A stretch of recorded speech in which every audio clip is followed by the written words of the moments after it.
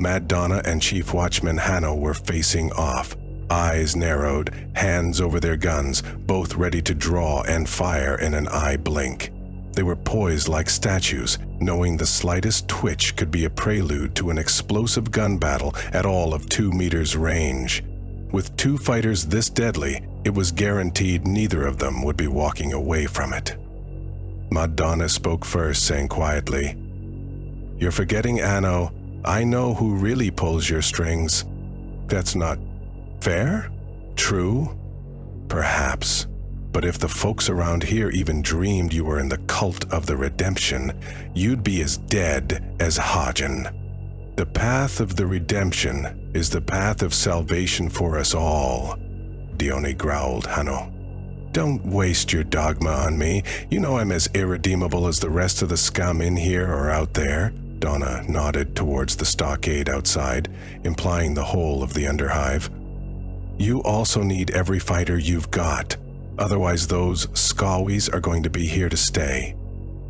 Hanno's eyes flickered uncertainly at the mention of the Skawies, which was weird because someone like him shouldn't be frightened of them. Donna suddenly began to understand what was really going on in Dust Falls. The Redemptionists were an extremist cult that believed in redemption through fire and penitence, that only through the mortal purging of sin in all its forms could man be pure enough to meet his maker. Sin took many forms, including drinking, gambling, fornication, shooting people, all the fun stuff basically. But it was the heretics, mutants, and psychers that really brought out the mobs and whipped them into a fever pitch. The cult of the redemption was a force to be reckoned with in Hive City. They had devotees and converts in every house, and virtually ran House Cador in its entirety. But in the Underhive, they were far less powerful, and their sympathizers were few and far between. The Redemptionists came into the Underhive for only 2 reasons. Most settled in their own heavily armed and tight-lipped little communities to be away from the sinful temptations of Hive City or any other settlements. The others were the worst psychos, bullies and fanatics in the cult, men whose views and methods had become too extreme even for the ruthless redemptionist hierarchs. These hardened few were sent below on crusade or given a holy mission to enter the den of corruption that is the Underhive, to scourge and purge every sinner that crossed their path. Redemption crusaders persecuted mutants unmercifully, especially Skawies. You've been using Dust Falls as a front to arm the crusaders, haven't you, Hanno? He looked shocked at that. Bullseye. Donna sensed weakness and pushed harder. She held up an elegant finger and ticked items off an imaginary ledger. Caches of weapons, buried in. The skinnies aren't all that smart, but they can work out when their enemies are getting more ammo and weapons. And if they can work that out, they'll figure that you're getting them before going down the abyss, that you're getting them from the settlement at the top. Hanno was defensive. It isn't that simple. King Redwart's been stirring up the clans, and those from outside have been yelling that he was coming with an army to burn the place. That devil Valha's been at work too. Plague zombies have been seen all the way up in the looming halls before the siege even started. These are evil times, Donald. Yes, there's a world of sin out there, Hanno, but you ready to draw down on me because I've come by with an inconvenient request? Shame on you. She was hammering unmercifully at his one big weakness, an overdeveloped sense of justice, and she knew it. Hanno was looking doubtful, which was a definite improvement over his stupidly determined face. Look, Hanno, just let me see the register and I'll be gone. No one needs to know I came here. When I get out of Dust Falls, and you know that I will, I'll tell the Watchmen. I'll even tell the Guilders what's going on so they can send help. You're not alone, you know. There's over 5 billion people just a few sewers away.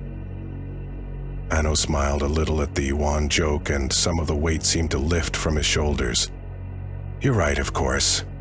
I'm acting like some medieval baron and seeing Dust Falls as a tiny light amidst the encroaching darkness. Others will come to our aid. Donna laughed cynically. They'll come all right, if only to stop the Skawies before they get a success under their belts and become 10 times as nasty. She reached out and snagged the bottle of Amasac and swigged some, savoring the slow release of tension as the stiff liquor tickled her palate. Hanno had, more than likely, left the idea of locking her up far behind, and now she had become a potential ally in a time of need. "You seem to be creaming them out there," she observed. "They're losing a dozen at a time rushing the gates. But 2 or 3 dozen more Skawies turn up every shift, and they're chewing through our ammo faster than we can make more. I've had to limit firing to las guns unless the Skawies are threatening to breach a gate. We've only suffered a few deaths so far, but they're starting to mount up. Do you think King Redwart's coming with an army?"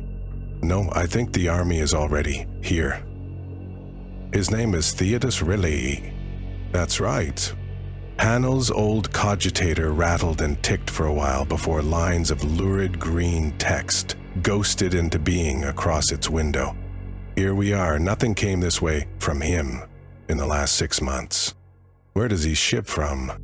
Hanno spun a small cog at the side of the window, and the words retreated up the glass. "Downtown. He has a manse there, registered as his shipment address, and seems to receive shipments of scrap, architect, stinger mold, and lapweed. He also deals in weapons, ammunition, bionics, survival gear, all the usual stuff, but he's done no trading of any kind up the abyss in 6 months. That's weird. There are some additional notes in the registry, but they're locked. I'll see what I can do. Want me to try? Please, Donna. Remember who taught you to tickle a cogitator in the first place." Hanno's gnarly fingers flew with surprising delicacy across the dirty bone keys of the cogitator, the eagle tattoo on his hand swooping and diving like its living counterpart. Isn't doing this for me a sin too? Technically, it's a sinful theft, but the Guilders are self-serving agents of corruption, and hence it is permissible to use any means against them. So saith the lore. I never knew redemptionists considered Guilders the enemy. They are purveyors of moral turpitude, perhaps, but not really on a level with mutants and weirds. There were some incidents a while back that led to the Guilders outlawing all redemptionist crusaders. They've even posted bounties on the Arch-Zealot, the Redeemer, and Father Kominsky. They're complete fools. The worst fanatics now have no restraints at all, and those genuinely trying to protect us are hunted men. The Guilders made a mistake aligning themselves against the righteous / Hanno's brow furrowed, and the tapping of the bone keys doubled in speed. "Now be quiet a moment. I need to concentrate." Donna wandered across to the small, barred window in the office and peered out. She could see the halo of light from the stockade, and fancied she heard the distant snap of weapons fire. The calibiate roofs of Dust Falls seemed to huddle close below. Among them she caught sight of a lit sign of a slop shop in the next street. Originally it had read, "Come in," but some wag had climbed up there with a can of paint and sprayed it to read, "Unwelcome in." Donna wondered if that was where Kel Bach had crept off to after leaving here. She craned to see another slop shop nearby, but couldn't tell which was the closest. "What are you so interested in?" Hanno asked from behind her. Donna quelled an urge to flinch. "Just trying to see the stockade perimeter," she lied. "Well, I'm through the locks on Relly's register entry, and there's something odd here." Donna came back to where Hanno was sitting and peered over his shoulder. After a moment she gave up and shrugged in disgust. "I don't even know what I'm looking at. Guilders don't make their records easy to understand, it's true. Otherwise, any scum could break in and find manifests, route plans, and all kinds of useful information." Hanno was warming to his subject. He obviously spent a lot of time thinking about how to screw over Guilders. "But most of this is just simple acronyms, contractions, and code numbers. See, look at this here." Hanno pointed to a specific line on the screen, and Donna looked obediently. Less than 0.350.98/x/DMH at 4.83x 5.37x 1.21/ MVR 0.7/EV 0.1293GC//F2R/RCLM. Greater than, less than 0.622/0.98/X/DMH at 4.83X, 5.37X, 1.21/RNBR 0.14/EV 0.3571 GC/F2R//RCLM pen. You are seriously ticking me off, Anno. What the hell's all that supposed to mean? It's what Relly's been up to in the last 6 months, and it tells us that he's in a lot of trouble.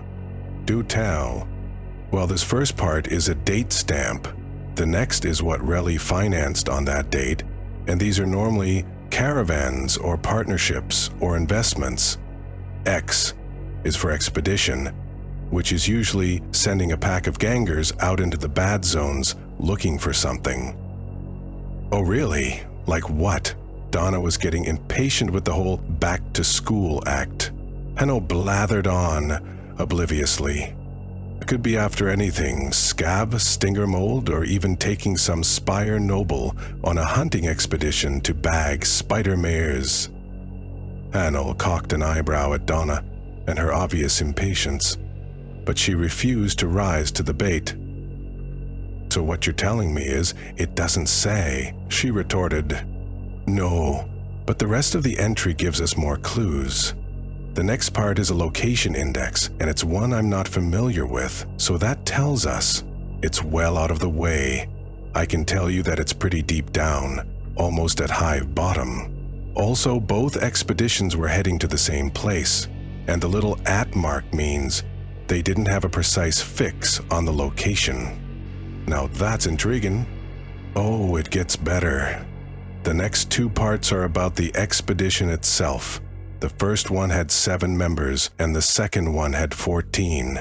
The EV number, GC part, is the equipment value of the expedition in Gilder credits.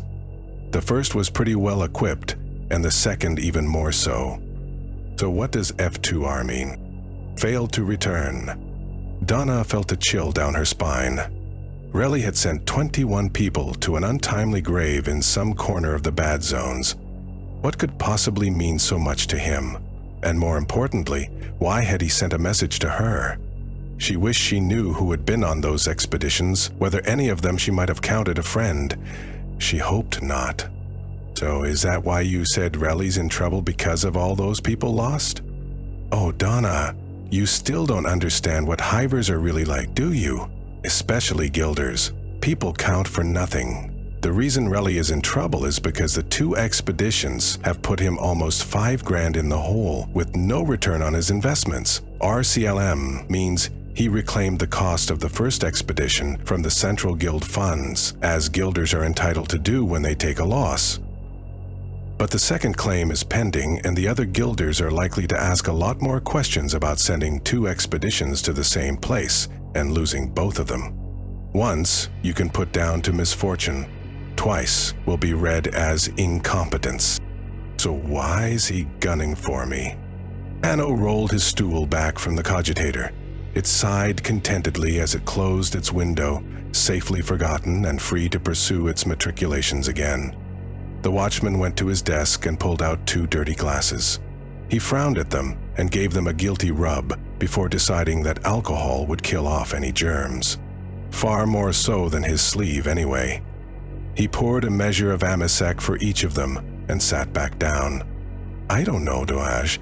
Have you considered he might not be gunning for you at all? Shalej and Kell are smart, and they might just have intercepted the message and decided to be opportunistic with it. And cratelids might fly out of my butt. Coincidences like this don't happen in my life. It's true that everything happens for a reason, like when we met for the first time. Meeting you began a chain of events that convinced me to give up everything I had in Hive City and come below. because I discovered that I was needed down here more than up there. All I'm saying is that Relly may not be out to get you, Hanno continued. It's more likely he wants something from you. You may not know it, but you could have information about those lost expedition members, or where they went. It's well known you frequent the bad zones more than most. Donna pondered this. Had Relly sent the hunters to catch her for interrogation? Had he sent the hunters after her at all? Since Glory Hole, she'd not had long enough to think things through, and information on Relly had been next to non-existent. He'd proven only to be a successful behind-the-scenes villain with the box as his brutish henchman up front. Hanno was right. It could be, and most likely was, far more complicated than that. Relly had his own concerns, otherwise, no matter what his underlying motives, he never would have been desperate enough to contact Donna in the first place. There was only one sure way to find out. Right then, I'm going to find him in downtown. He can tell me himself. Hanno's eyes bugged out slightly and he said, "You never did take long making your mind up about things, did you?" "Oh, I take forever when it comes to what to have for dinner or which lip gloss to wear, sweetheart." Hanno laughed in spite of himself, shaking his head again. "You may be a raging psychopath at heart, Done, but you always knew how to put people at ease and get them on your side. If you could just be responsible about it, you would make a great leader." Donna's tone was instantly scathing. "Saint Dawn of the Redemption? I don't think so. You know, you could do a lot of good. You could turn your past into something positive for a change, instead of hiding from it down here." Donna threw back the last of her amasec and favored Hanno with a withering glare that sent his gaze skating elsewhere. She got up and headed for the door. Hanno started to rise and said, "Wait. Duna." Donna turned on him and cut him off furiously, her words coming in a rush. "No. Hanno, you wait. I cut you a lot of slack because of what you did for me, but—" She fought for calm, trying not to scream at him. "I am not going to have this argument with you. You're stubborn and I'm mean, and I like you too much to want to end up shooting you again." She pushed him back down onto his stool and kissed him on the cheek, turning away quickly so he wouldn't see her tears. She was pleased with herself for not slamming the door on the way out. Before stepping outside, Donna took a deep breath to calm herself. She shook out her dew sheet and wrapped the plastic fabric around her head and shoulders. With the filter can dangling down at the hip, a dew sheet made a decently improvised burnous, and it was common to see them worn in the Underhive. They also hid your face and hands pretty well, so they were popular for other reasons too. Donna made her way to the unwelcome inn to start looking for Kel. What she hadn't pointed out to Hanno was that the easiest way to find out more about Relly was to track down one of the bounty hunters. With suitable encouragement, like a gouged eye and a few lost toes, Kel would be willing to spill his guts figuratively because he wouldn't want to do it literally. Hanging lanterns and crackling neon tubes lit the front of the slop shop. It was a low, shed-like building that ran between two alleys with an entrance at each end. Pushing open the door, Donna was met by a wall of smoke, body stink, and noise from inside. The place was full to capacity, and the atmosphere was plain ugly. Donna moved through the crowd cautiously, trying to get a feel for who was there without obviously staring. Most of the patrons were gang fighters or Juves from different houses. She saw hulking, muscle-bound Goliaths with shaved heads and industrial piercings, hooded codder in pseudo-medieval sackcloth, and long-haired, leather-clad Orlocks. Different gangs had staked out various parts of the bar for themselves and were spending most of their time eyeing each other murderously.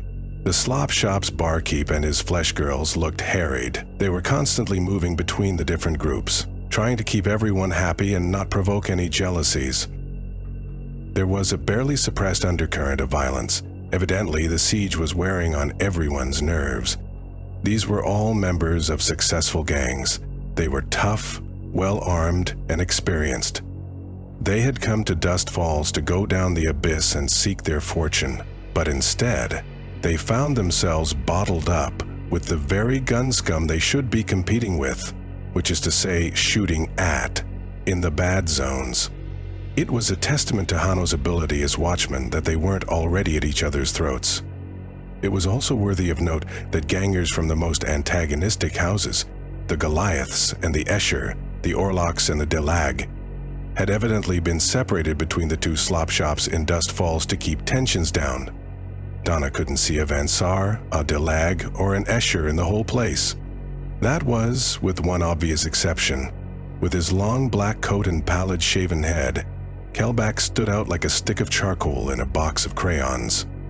Donna spotted him in the far corner, talking to a disinterested-looking bunch of Goliaths. 2 rat-skin scouts were lounging nearby at the bar and drinking heavily. Donna edged in closer so she could overhear what was being said. "It's easy money," Kel was saying in a scratchy whisper. "We link up, blast away clear, find the bitch again and take her down. Suddenly you're 100 credits richer and you're out of Dust Falls." The Goliath leader was a huge brute of a man with steel bolts threaded through his bulging biceps and pectorals. He talked in a slow bass ramble like tectonic plates grinding together. "You're gonna need more guns than ooze, and no skink's gonna fire up Alia Dese boys for 100 stinking creds. You're not confident of beating a ragtag bunch of scowies?" Kel was trying not to offend the Goliath, but it still came out as a sneer. The big Goliath grinned nastily before continuing on as if Kel hadn't spoken. "Ye see, you're scowies, no good when you can chase 'em down and kick 'em, but in open, they'll just run and keep shooting your ass from the dark. Needs a whole bunch of guns to keep looking every which way. Nobody's risking that ran out when the ewers are staying behind nice and safe." The leader swung a meaty fist around at the bar expansively before swigging back his stein. "Everyone goes, or everyone stays, no crap bounty's gonna be worth. Get 10 messed up fur on your own." He banged the stein back down, indicating that his final words of wisdom on the matter had been dispensed. Donna caught one of the ratskins looking at her strangely, and then, none too subtly whispering something in his neighbor's ear. She tensed up, ready for action, expecting the two to alert Kel of her presence. To her surprise, they both got up and trotted out of the bar without a backward glance. Kel didn't seem to notice. "But my Donna is easy meat, all rep and no action," Kel wheezed, still trying to elicit some interest. "Just Charlie and me was all it took last time, and she had help getting away. Didn't she skin a member of your gang once? Don't you want payback on that?" That seemed to rekindle the Goliath's interest. His jaw stuck out menacingly. "You saying Goliaths is weak? Is that what you saying? That done as badass, man. Mean as they come. Couldn't have taken one of us otherwise. Badass? She's just a spoilt little up-high bitch that's been whipped once already." There are times in life when looking back at your actions, you find them hard to fathom, or indeed, even believe. Donna's plan was to trail Kel until she could get him alone, but hearing him crow about running her out of Glory Hole made her blood boil, and she couldn't let it go unchallenged. The plan went out the window. She flung back her cloak, stood up straight and magnificently, with hands on hips for all to see. "Hey, Kel," she challenged in a loud, clear voice. "Want to try whipping me again? Or should I wait here until you fetch your big cousin and half a dozen pit slaves?" The unmistakable timbre of her Uphive accent cut across the packed bar like a knife, grabbing everyone's attention. The gangers nearby hooted appreciatively and shouted crude encouragement. Kel spun around, shock written all over his toad-like face, his hand darting for his pistol. "No guns," the barkeep shouted desperately. "Order of the watch." Kel froze, his eyes flickering to the giant Goliath for support. The gang leader spat and then grinned again, showing off steel fang incisors as he rumbled. "That's right, boy. First one shoots a gun, gets stripped and thrown to the scowies." We all swore ourselves to it. Suddenly, the brute stood up, towering over the bounty hunter. He turned to the gathering crowd and raised his voice in a stentorian bellow. "We settle your fights like men!" There was an answering roar of approval from the assembled gangers, all their enmities temporarily forgotten, apparently along with the fact that Donna wasn't a man, at the prospect of some bloodletting. "Face to face," he shouted before pausing dramatically and peering down at the faces of Donna and Kel. "Hand to hand," the giant bellowed once more, turning away with arms spread impossibly wide. That got another, louder cheer. To the death. That nearly raised the slop shop's roof. Bets were already being laid and credits changing hands. Even thinking about backing out now would mean being lynched. So much for the plan. In situations like this, keeping your poise was everything. Showing fear or uncertainty in front of a bar full of bored, restless gangers was like swimming among ripper fish with an open wound. Donna's opponent was strutting back and forth, full of false bravado, assuring anyone that would listen that he was a deadly hand-to-hand fighter. She simply rolled her due sheet back into its can, drew out 71, and waited silently while the tables were dragged aside and the crowd drew in to form a rough, jostling circle around the pair. The giant Goliath, who someone called Krug whilst betting, had taken it upon himself to be master of ceremonies. He announced both of the combatants with mock formality, raising a lusty cheer for Donna and a lot of pantomime booing and hissing for Kel. He then proceeded to announce the rules. "There's no rules!" he bellowed triumphantly. He stopped as one of the other Goliaths muttered something in his ear. "Oh yeah, there's no rules, except no guns." That got another half-hearted cheer, but the crowd was getting bored of the showmanship now. They wanted action. Correctly reading the mood, Krug surrendered the impromptu ring of sweaty, yelling gangers to the two contenders with a final theatrical bow. Kel stepped forward and took a few experimental cuts in the air with his blade. It was an unusual weapon, a short but heavy-looking chain sword formed like an espadon, with two cutting edges and a needle-sharp serrated blade at its tip. Most chain swords had a single cutting edge, with the return edge of the blade inset for around 2/3 of their length. This was because fighting with one chain weapon against another was nasty, dangerous work. The contratating teeth could bind and spit each other back with surprising force. It was all too easy to have a chain blade rebound into you after a messed-up cut or parry. Hence, the protective cowling. The bounty hunter had to be supremely confident of his skills to wield a weapon like that. Donna thumbed 71 into life and darted forward, intending to distract Kel by edging him back into the crowd. Kel held his ground and thrust at her as she closed in, his blade licking out like a serpent's tongue. Donna caught his attack expertly with 71 and flung it aside with a flick of her wrist. The standard circular parry almost cost Donna her life, as Kel whipped his shorter weapon back across to make a left-right slash at her before she recovered to a guard position. She skipped backward to avoid more slashing attacks, but received a long scratch on her forearm from the serrated point. The pack of gangers cheered, groaned, leered, and whistled all at once with every single attack and counterattack. The bounty hunter was grinning like the fight was already won, which was disconcerting. Donna circled more cautiously and tried out a few exploratory feints to see how Kel would react. She learned quickly that he wouldn't be drawn to attack. He was seemingly happy to bide his time, and like all members of House Delay, Kel wore dark goggles to protect his eyes due to a photophobic bloodline disorder which just made the delay all the more creepy. Because Donna couldn't see his eyes, she couldn't predict his moves very well, and had to fall back on the less successful technique of reading his body movements instead. The gangers weren't interested in a display of fancy swordplay. They wanted flesh hacked off in bloody chunks. Boos and catcalls followed every dodge or parry. The circle of gangers started pressing inward, forcing the duelers to 2-2. Jumping back to avoid a blow, Donna found herself being jostled and pushed forward.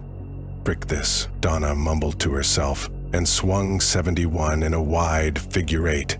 It was aimed vaguely at Kel, but meant really to shoo the gangers back and get some elbow room. Sure enough, 71 screaming past their faces worked like a charm, and the space around her cleared as if by magic. The downside was that the bounty hunter had a ready opening to exploit, and Donna knew it. She was ready for his rush, but it was oddly half-hearted when it came, and she beat him back easily. It dawned on Donna that Kel was what her old dancing mistress would have called a lead foot, or someone who couldn't shake the habit of always stepping off on the same foot. She tried a couple of looping attacks, one overhead and one uppercut. Each time Kel's footwork was poor.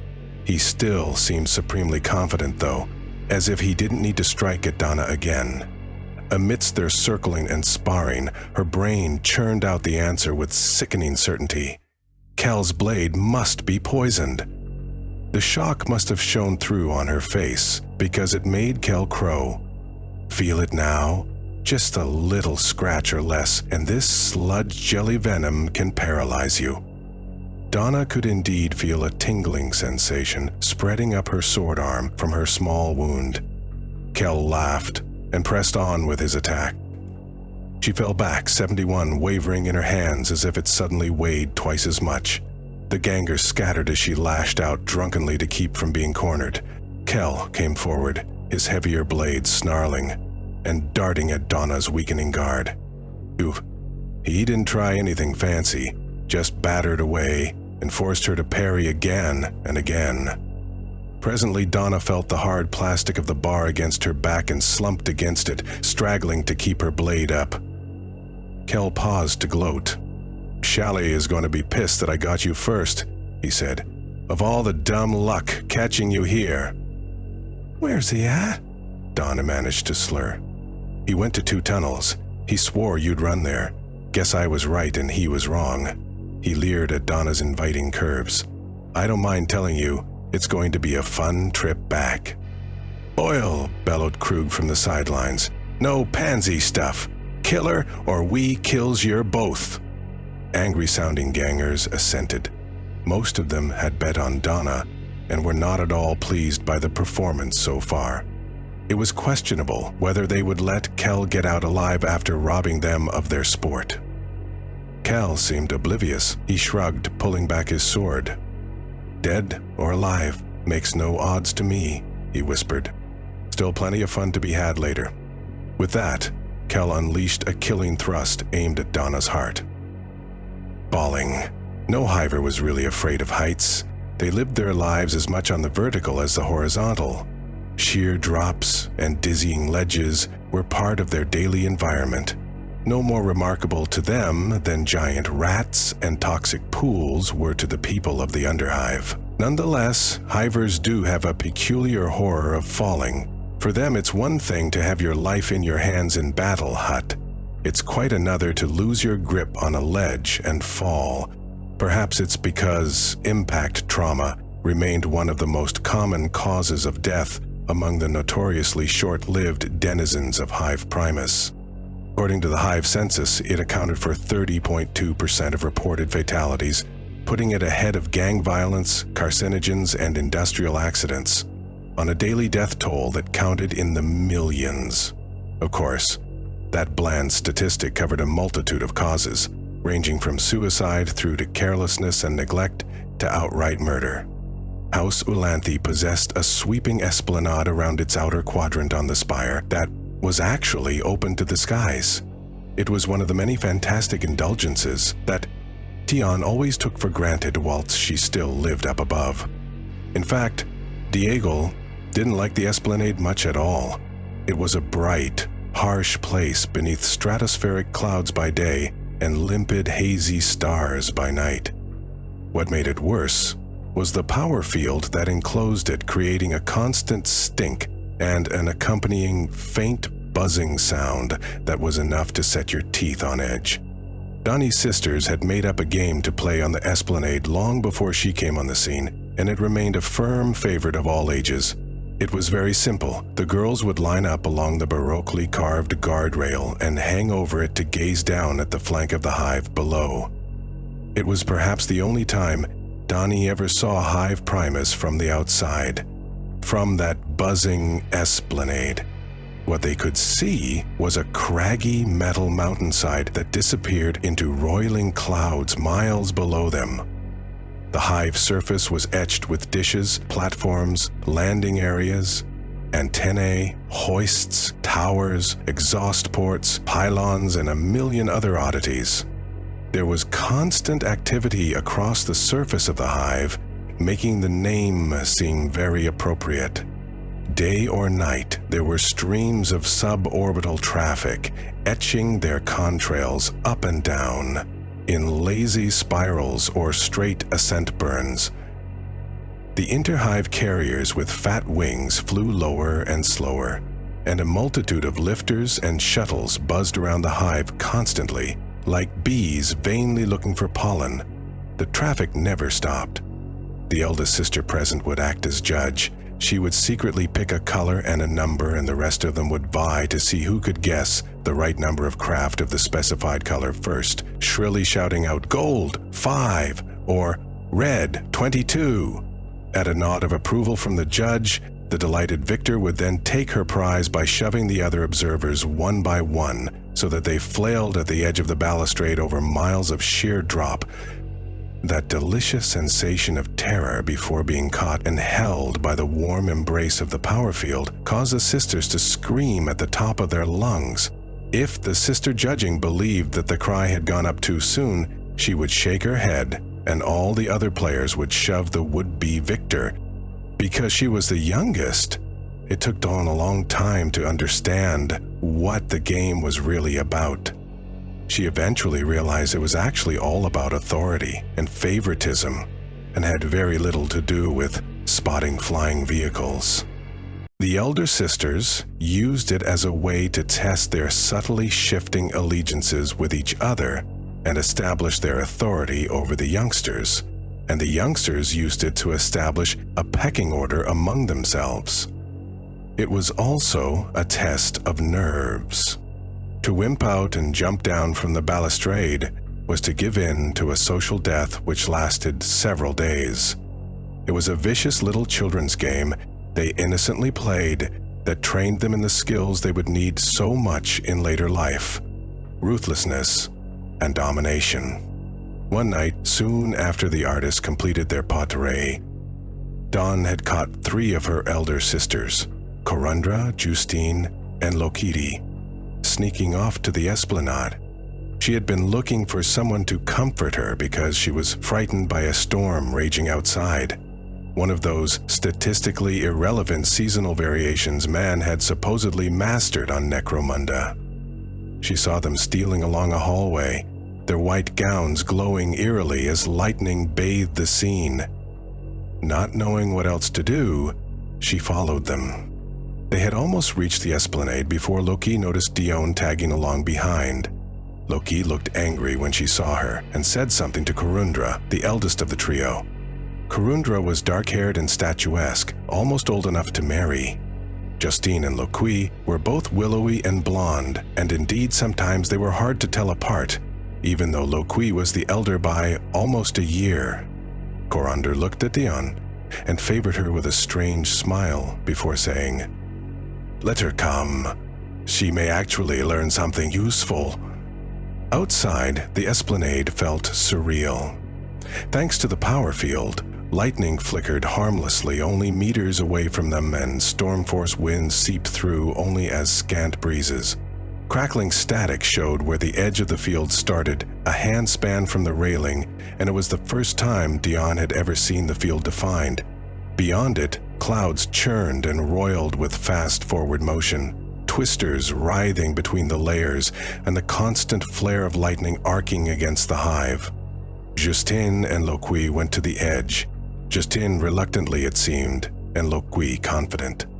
Dione took a few trembling paces forward, but as lightning skewered the skies again before her, she gave a yelp and fell to her knees, the wind blasting icy fingers across her body. She wanted to run back inside, convinced they would all be killed if they stayed, but her legs had turned to jelly. She could only kneel there helpless with terror and watch what happened next.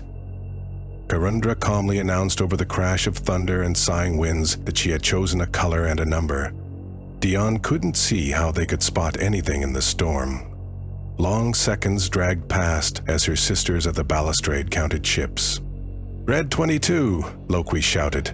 It was a common choice, so common that the game was often called Red 22, or simply just Red.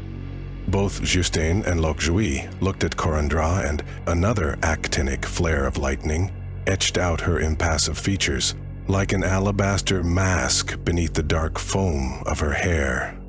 Corundra shook her head. Loki screamed as Justine tipped her over the edge. Afterwards, they told her it was an accident, a childish game that got out of hand and ended in tragedy. How could a child understand that lightning could make the power field fluctuate for an instant? And how could a child know that the air outside was so thin it was almost a vacuum and could suck things through? But Dion was there, and Dion saw and knew that the timing of the push was deliberate. The horrible thing was that Loki flew upwards at first, arms and legs flailing, the open pit of her screaming mouth made silent in the winds.